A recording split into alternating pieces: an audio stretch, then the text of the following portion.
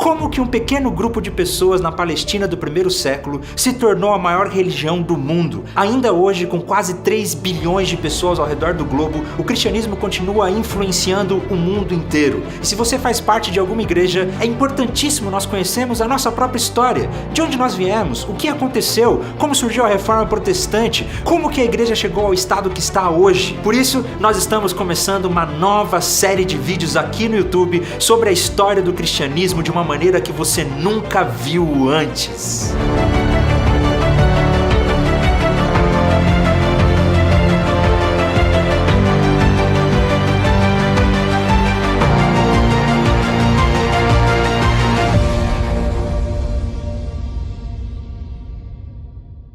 Seja muito bem-vindo, meu nome é Felipe Breder e nós estamos começando esse novo projeto onde contaremos para você a história do cristianismo de uma maneira que você nunca viu, de uma forma criativa e simples. E esse projeto só foi possível por causa da parceria que nós estamos com o Seminário Batista Sul-Mato-Grossense e com a Primeira Igreja Batista de Campo Grande. O Seminário Batista Sul-Mato-Grossense tem todas as ferramentas necessárias para que você possa se preparar para o seu ministério. Então acesse o site deles, teologiams.com.br, faça parte, venha estudar conosco. Se você vier estudar no Seminário Batista, no curso presencial, eu estarei junto com vocês lá também como professor. A nossa série contará com 6 episódios, um episódio por mês lançado aqui no nosso canal no YouTube. E deu um trabalhão para fazer, e a única coisa que nós precisamos em troca é que você deixe aí o seu gostei, se inscreva no nosso canal e compartilhe com seus amigos. Mas antes de tudo é importante nós entendermos o que aconteceu ali naquela página em branco que existe na sua Bíblia entre o Antigo Testamento e o Novo Testamento. Você já se perguntou o que aconteceu nesse período de 400 anos entre o Antigo Testamento e o nascimento de Jesus?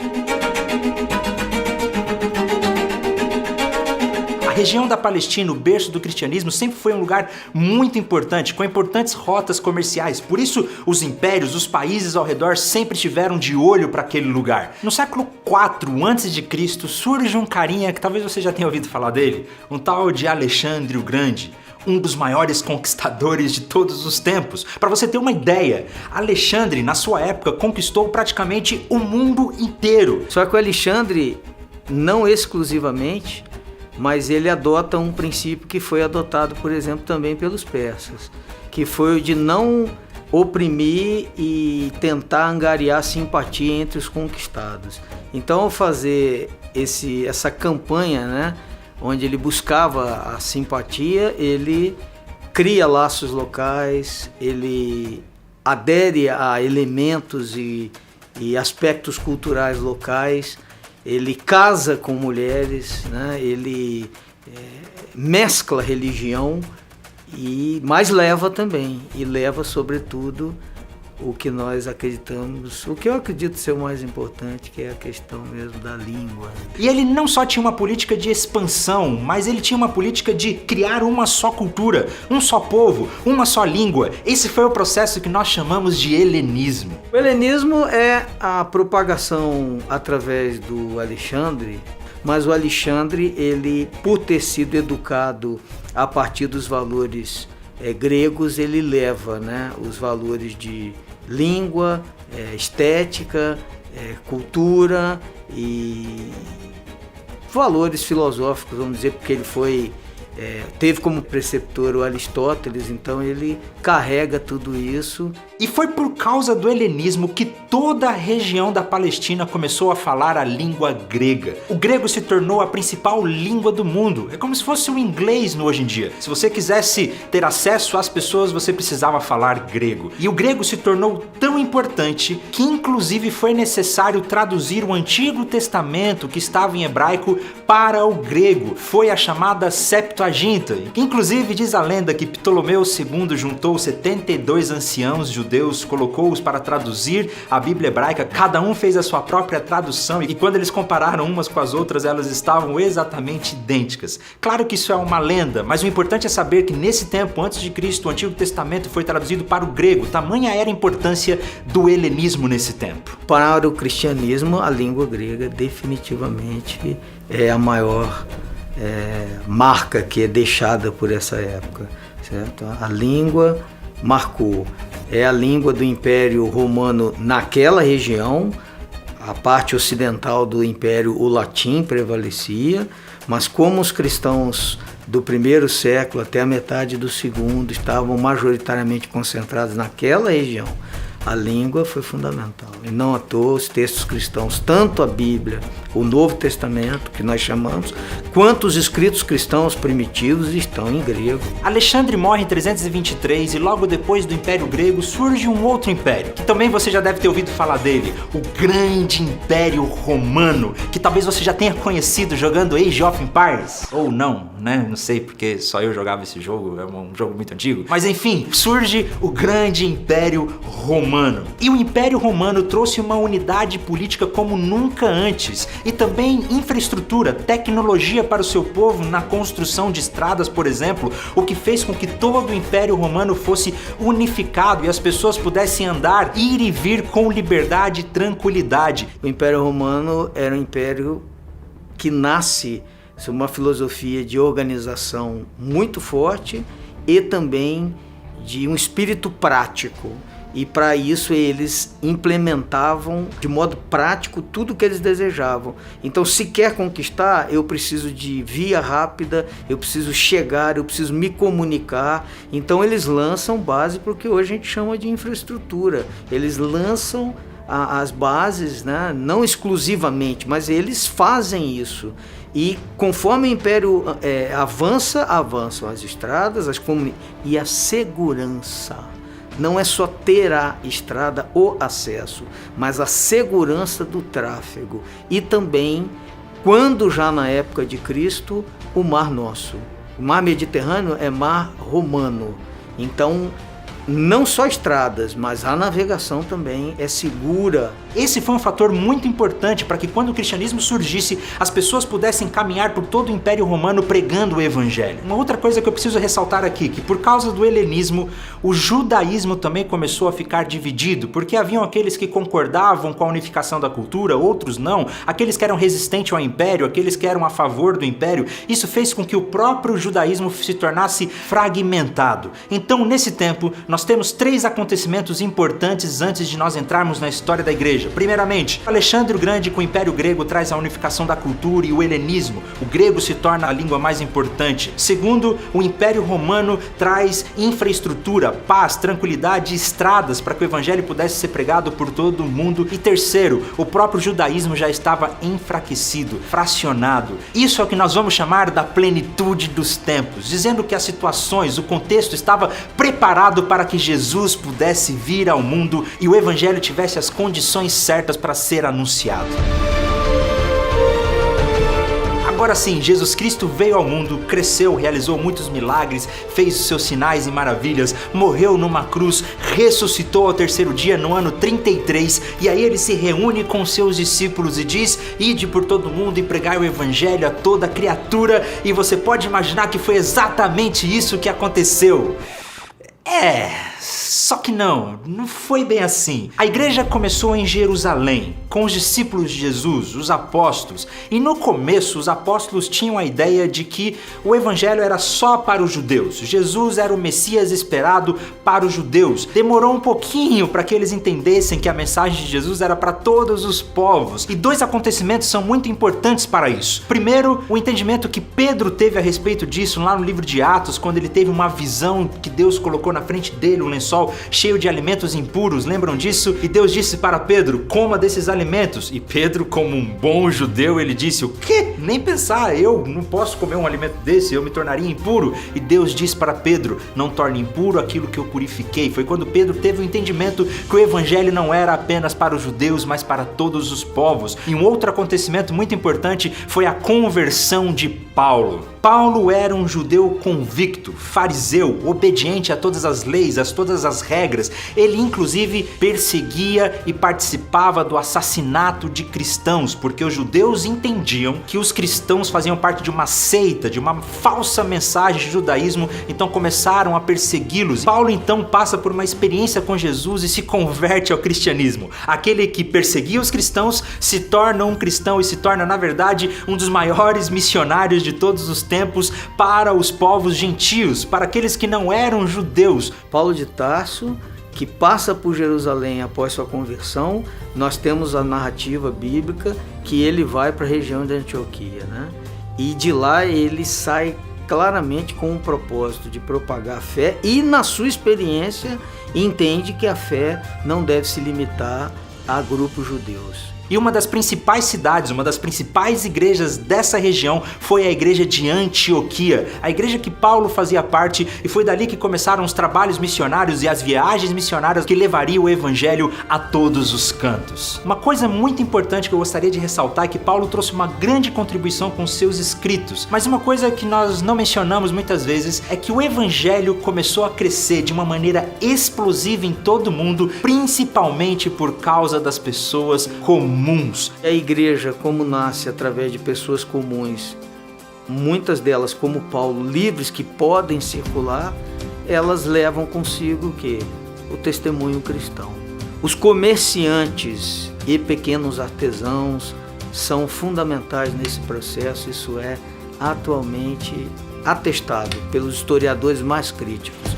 O povo comum, os comerciantes levaram a fé cristã pelo mundo, muito além do que nós imaginamos. Paulo foi um grande missionário, com certeza, mas os maiores evangelistas de todos os tempos foram as pessoas comuns, os ferreiros, os padeiros, as lavadeiras, as pessoas que viajavam pelas estradas romanas levando o seu testemunho de salvação em Jesus Cristo. Todos nós fomos chamados para sermos missionários e levarmos as boas novas de salvação para todas as pessoas.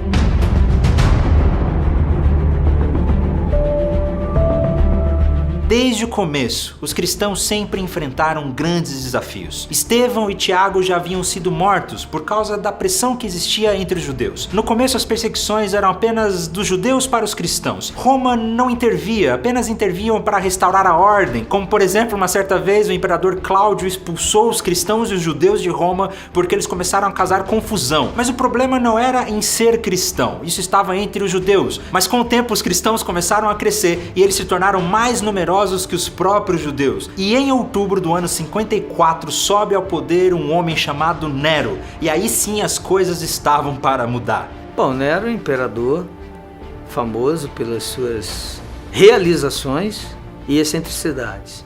Todo imperador, né? Todo poderoso. Mas para o cristianismo marcou a primeira perseguição aos cristãos. Nero começou o seu governo até que muito bem, trazendo leis em favor do povo e dos pobres, mas com o passar do tempo o cara foi ficando doido. Ele endoideceu, a sua mania por grandeza, por poder, subiu a cabeça e ele mandava matar as pessoas simplesmente porque ia contra ele. E quando ele chegou mais ou menos aos 10 anos de governo, boa parte de todo o povo já odiava Nero. E para piorar a situação, veio o grande incêndio de Roma.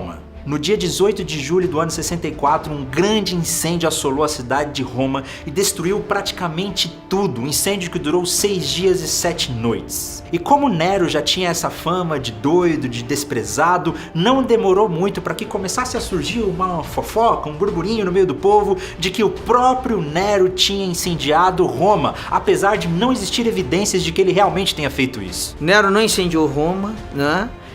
Acredita-se que o incêndio tenha sido causado mesmo pela própria estrutura precária e das construções romanas. Para ele foi ótimo, porque ele tinha um projeto de revitalização da cidade, mas o incêndio foi muito grande e atingiu 10 daquilo que nós poderíamos chamar das 14 regiões da cidade romana.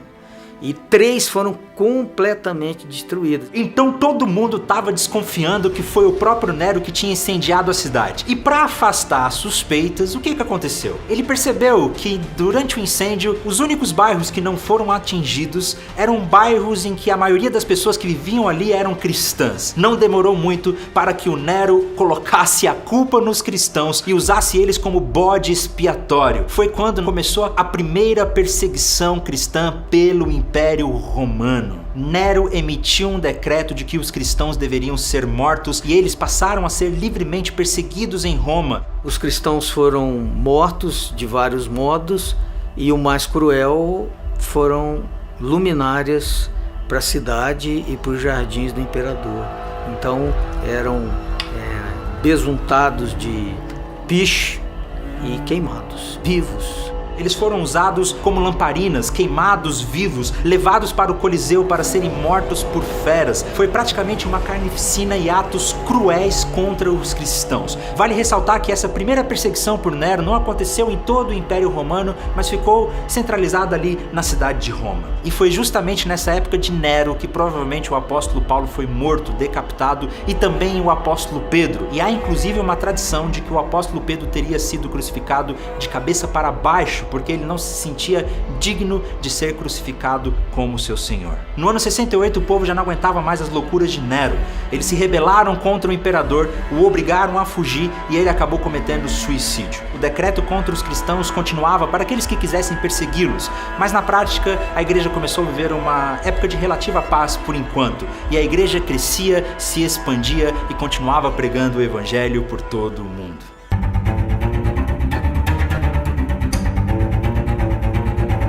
Em 81, Domiciano assume o poder de Roma. A princípio, o seu governo foi pacífico, mas no final do seu domínio, novamente as perseguições surgiram. Domiciano amava as tradições romanas e ele queria trazer a velha glória de Roma novamente. Domiciano, imperador é uma figura vaidosa, né? Então ele determina que seja prestado sacrifícios à sua inteligência, né? Então, ao se negarem a isso, os cristãos entram numa lista de pessoas malquistas, né, pelo imperador. Por isso, as perseguições retornaram em alguns locais do império. Nem todos os cristãos eram mortos, alguns eram presos e exilados, como por exemplo o apóstolo João, que nessa época, sob o poder de Domiciano, foi exilado na ilha de Patmos e ali ele escreveu o livro de Apocalipse. Por fim, Domiciano foi considerado como um tirano e acabou sendo morto dentro do seu próprio palácio. Mais uma vez, a igreja pôde desfrutar de um período de relativa paz e continuava crescendo.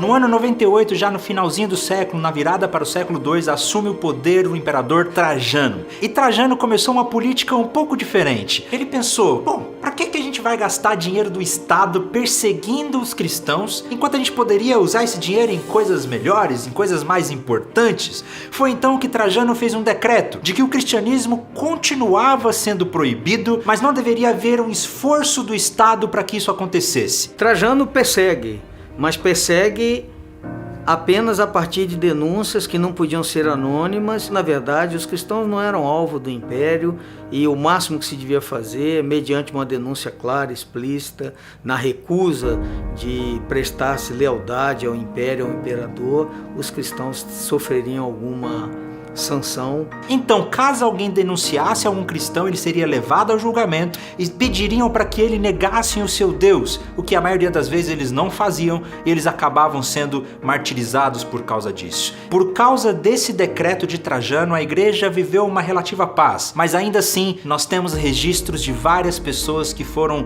mortas por causa do evangelho durante o século II. Como por exemplo, no ano 107, Inácio de Antioquia foi entregue às autoridades para ser martirizado e pouco antes da sua morte ele disse: meu amor está crucificado, sou o trigo de Deus, os dentes das feras hão de moer-me para que possa ser oferecido como limpo pão de Cristo. Outro registro que nós temos é de Policarpo, bispo de Esmirna, que também foi entregue às autoridades e disse: eu sirvo há 86 anos a Jesus e ele não me fez mal nenhum. Como eu blasfemaria ao meu rei que me salvou? E ele foi queimado vivo na frente de uma multidão simplesmente por seguir a sua fé. No ano 165, Justino, o mártir, um dos grandes mestres da igreja, também foi entregue para ser martirizado por causa da sua fé. A igreja cristã, no começo de tudo, enfrentou grandes desafios e perseguições. O sangue dos mártires foram as sementes do evangelho. E por causa deles, por causa da perseverança dos primeiros cristãos, nós estamos aqui hoje.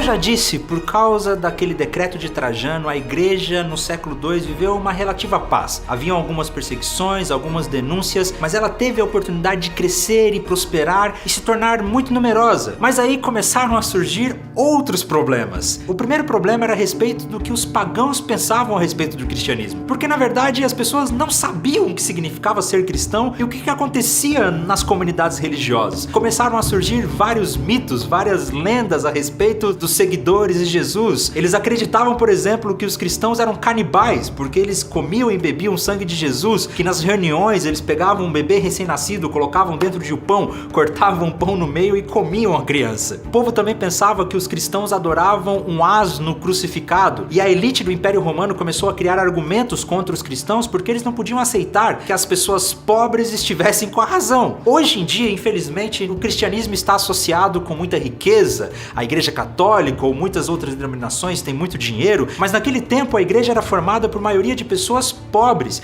e as elites do Império Romano não podiam aceitar que os pobres estivessem com a razão. Um outro problema que começou a surgir foram as heresias dentro da própria igreja. Os cristãos começaram a crescer de maneira exponencial e não havia uma organização, e várias ideias contraditórias começaram a surgir dentro do próprio cristianismo. Uma dessas heresias era, por exemplo, o gnosticismo, que afirmava que a salvação vinha simplesmente de um conhecimento que eles tinham, que Jesus era apenas um espírito. O gnosticismo acreditava que Deus não poderia criar as coisas como elas são na matéria, porque a matéria ela é ruim, a matéria é caída.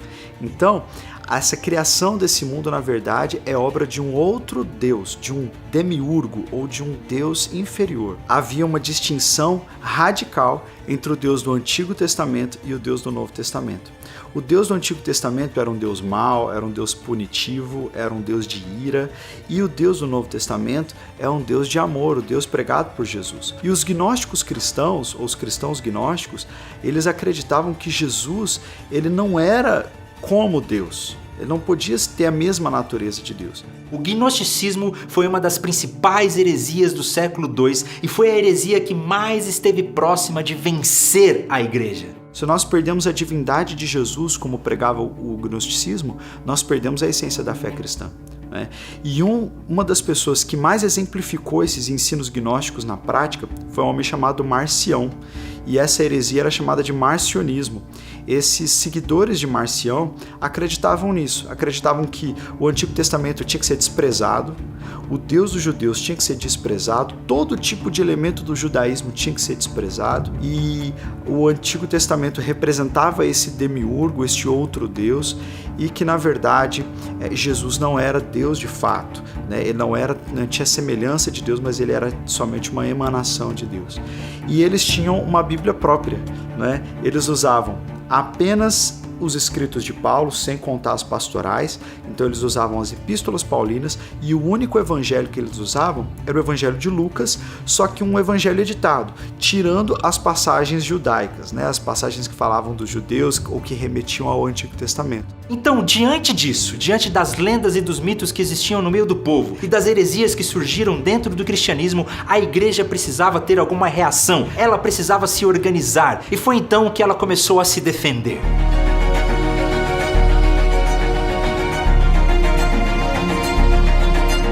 Diante de tudo isso, a igreja se organizou e teve três principais respostas: o cânon, o credo e a apostolicidade da igreja. Naquele tempo, o Novo Testamento ainda não estava formado. A Bíblia era apenas o Antigo Testamento. E por causa das heresias, como por exemplo o gnosticismo, que diziam que apenas alguns livros específicos eram aceitos, e Marcião, que aceitava apenas o Evangelho de Lucas com algumas alterações, houve-se a necessidade de organizar o Novo Testamento. Praticamente para a igreja primitiva, Escritura era o Antigo Testamento. Os apóstolos não escreveram com o intuito de criar um Novo Testamento. Isso foi acontecendo e sendo reconhecido pela igreja ao longo do tempo. Então, algumas pessoas acreditam que na verdade houve uma reunião e que nessa reunião o imperador e as lideranças da igreja decidiram o que ia ser Escritura, decidiram o que ia ser cânon. Mas não foi assim. As igrejas simplesmente iam recebendo os seus escritos, e iam validando esses escritos. Quando lá no final do século IV existe o concílio, e o último concílio do ano IV, eles definem o cânon, na verdade não foi uma definição, foi simplesmente a constatação de que as igrejas já aceitavam os mesmos livros e rejeitaram os mesmos escritos, porque haviam muitos escritos naquela época. E a formação do cânon, ela foi então esse processo lento, gradativo, que partiu das igrejas, não partiu de uma liderança unificada, partiu da ação do Espírito Santo na própria igreja. A igreja então começou a organizar os livros que já eram reconhecidos como autoridade por todos os cristãos. E nesse tempo, os 4 evangelhos, Mateus, Marcos, Lucas e João, o livro de Atos e as cartas paulinas já eram reconhecidas como autoridades divinas. O cânon, de certa maneira, já estava começando a ser organizado. Outra maneira de responder ao que estava acontecendo foi o credo apostólico. A igreja precisava organizar as suas crenças. Afinal, no que os cristãos creem? Uma das maneiras que a igreja estabeleceu para responder o grande número de heresias que surgia nessa época foi a elaboração de um credo. E credo é uma palavra latina que significa simplesmente eu creio. É uma afirmação de fé, não é uma oração, é simplesmente um conjunto, um resumo teológico. O que nós cremos? E a igreja foi elaborando isso aí. Nós temos então o credo apostólico, que nasceu da fé dos primeiros discípulos dos apóstolos. A forma que nós temos do credo apostólico hoje, a forma definitiva, ela já é um pouco mais posterior, mas a igreja foi reunindo essas afirmações desde muito cedo. Então já no século II nós temos o credo apostólico praticamente formado. Creio em Deus Pai Todo-Poderoso, Criador dos céus e da terra, creio em Jesus Cristo, seu único Filho, nosso Senhor, o qual foi concebido por obra do Espírito Santo e nasceu da Virgem Maria, padeceu sob o poder de Pôncio Pilatos, foi crucificado, morto e sepultado, desceu em Hades, ressurgiu dos mortos ao 3º dia, subiu aos céus e está assentado à mão direita de Deus Pai Todo-Poderoso, de onde há de vir a julgar os vivos e os mortos. Creio no Espírito Santo, na Santa Igreja Universal, na comunhão dos santos, na remissão dos pecados, na ressurreição do corpo, na vida eterna. Amém. Ufa.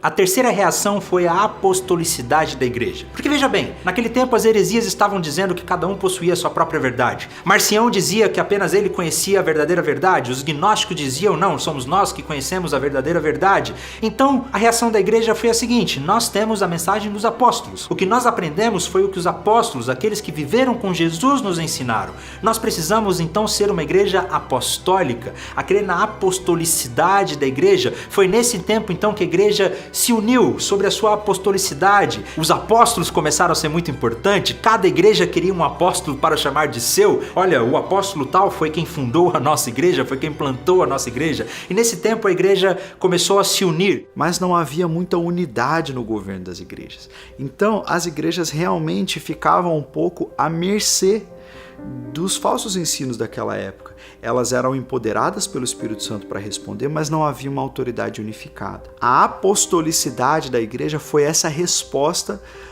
essa liderança unificada para responder aos falsos ensinos. Então houve esse grande acréscimo à teologia. Foi aí que então as pessoas começavam a escrever bastante, começaram a elaborar a teologia, porque agora era uma tarefa digna, não era mais uma tarefa perseguida.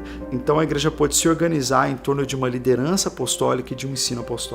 E surge então a Igreja Católica Antiga. Veja bem, eu não estou falando ainda da Igreja Católica Apostólica Romana. A Igreja Católica no sentido da palavra, universal, uma igreja unida, uma igreja que cria numa só coisa, que tinha uma Bíblia, um cânon, que tinha um credo e que estavam organizadas sob uma liderança. É muito legal ressaltar que essa organização apostólica da Igreja Católica não foi para obter um poder sobre si, mas para responder às heresias, para que a igreja pudesse se posicionar diante dos desafios daquele tempo. Nessa época surgiram grandes mestres que infelizmente nós não temos tempo para falar deles aqui, como por exemplo Irineu de Leão, Clemente de Alexandria, Tertuliano de Cartago, Orígenes de Alexandria, grandes homens de Deus que foram essenciais para a resposta que a igreja precisava dar às heresias e aos desafios daqueles tempos.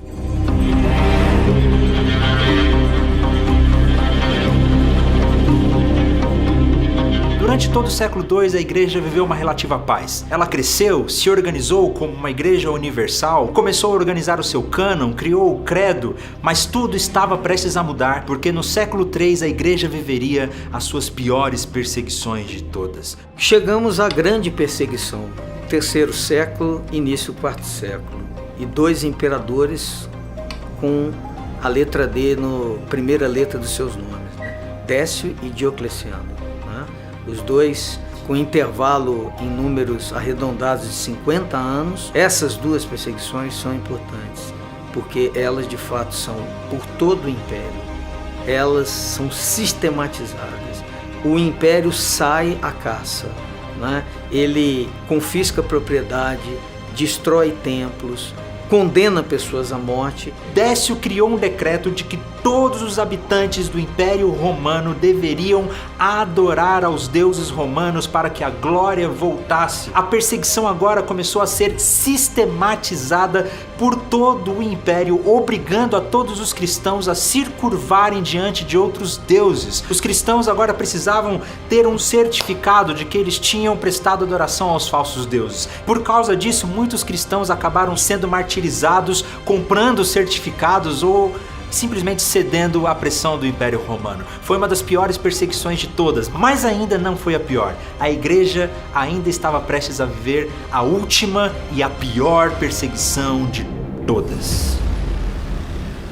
No final do século III reinava Diocleciano, que reinou entre o ano 284 a 305. Diocleciano especificamente, ele, sabendo do poder da palavra, ele quer manuscritos cristãos para serem destruídos e assim cortar pela raiz aquilo que é força do evangelho, que é a sua palavra. Os dois tinham como motivação a tentativa de reerguer o tempo áureo do Império Romano. A partir de valores consagrados, pela própria cultura romana, eles querem promover esse retorno e acreditam que o cristianismo, por ser uma religião exclusiva, isso atrapalhava os propósitos, enfraquecia o império. Diocleciano foi um imperador um pouco diferente. Ele organizou o império em 4 partes, uma tetrarquia. Havia praticamente 4 imperadores ao mesmo tempo, e nesse sistema político funcionou muito bem enquanto ele estava vivo. E um desses imperadores era Constâncio Cloro, pai de Constantino, que daqui a pouco nós já vamos ver sobre ele. Mas sob o império de Diocleciano surge a pior perseguição de todas. Tudo começou nos exércitos. Havia uma discussão se os cristãos deveriam ou não servir nas legiões, afinal eram cidadãos romanos. E certa vez alguns soldados cristãos se recusaram a participar de um sacrifício da legião e acabaram sendo mortos. Esse foi o estopim de uma grande perseguição onde Diocleciano determinou que todos os cristãos do Império Romano deveriam ser perseguidos, as igrejas deveriam ser destruídas, os livros deveriam ser queimados, as pessoas eram deliberadamente mortas. Foi, com certeza, a pior perseguição de todas, o pior momento da igreja desde que ela surgiu.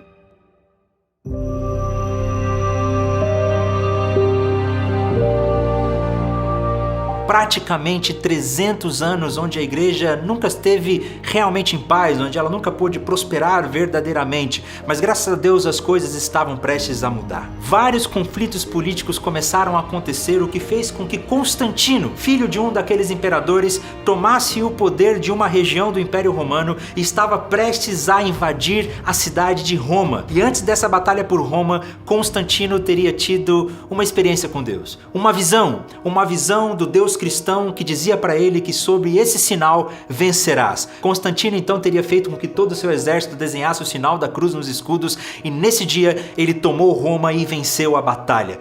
O fato histórico onde o Constantino tem a visão, de que por esse sinal vencerás, serás vencedor, é atribuído e de fato está registrado em Eusébio de Cesareia, historiador da igreja, primeiro historiador, e que é um texto que é acessível, que todos deveriam ler, no meu entendimento. Ele narra, é verdadeira experiência? Eu não nego a experiência alheia, porque não nego as minhas experiências. Então não me sinto à vontade para dizer que ele não passou por isso. Pode-se dizer que ele era um político, que ele fez porque... É possível, com certeza, mas eu não me sinto nem um pouco à vontade para negar isso. Para quem crê em algo que pode ir além, e eu acredito da nossa experiência natural, o Constantino é usado para apaziguar e trazer um pouco de paz à vida da igreja. Constantino já tinha uma certa simpatia pelos cristãos. A sua mãe era cristã e principalmente depois dessa experiência, Constantino teria se tornado muito benevolente para os cristãos e ele mesmo teria se tornado um cristão. Então, finalmente, no ano 313, após Constantino ter tomado o poder de Roma, ele assina o Edito de Milão, dando finalmente liberdade para todos os cristãos. A partir de agora, a igreja poderia viver em paz. Por enquanto, a igreja ainda não é a religião oficial. Com Constantino, ela se tornou livre. Os cristãos poderiam ir e vir livremente com a sua fé. E agora? Como será que a igreja vai reagir a essa liberdade? Uma igreja principalmente formada por pessoas pobres, mas agora faz parte do Estado. Uma igreja em que antes haviam pessoas simples, mas agora a elite começa a fazer parte dela. Como será que a igreja vai reagir? Será que a igreja permanecerá pura dentro da sua essência? Quais serão as consequências depois da conversão de Constantino? Isso nós veremos no nosso próximo episódio, quando a igreja se torna a igreja imperial, a igreja oficial. Espero que você tenha gostado. Esse é apenas um resumo da história da igreja até Constantino. Muitas coisas ficaram de fora, inclusive se você quiser deixar nos comentários algum momento desse período da história que te chama a atenção, fique à vontade. Dá um gostei nesse vídeo, compartilha com seus amigos e até o próximo episódio.